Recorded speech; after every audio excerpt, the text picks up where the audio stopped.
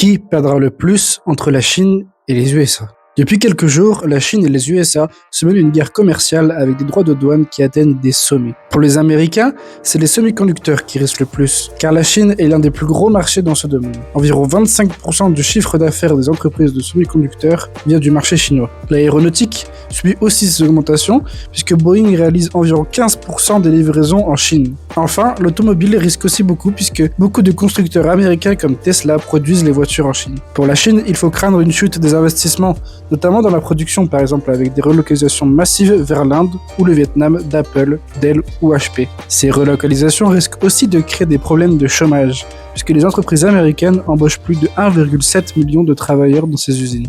La Chine est aussi l'un des plus gros producteurs de panneaux solaires et d'énergie verte, dont les USA est l'un des plus gros consommateurs. La perte de ce marché pourrait coûter plus de 100 milliards de dollars à la Chine. Cette crise géopolitique n'est pas près de se terminer, et c'est tout le monde qui risque de subir les retombées de ces choix douteux.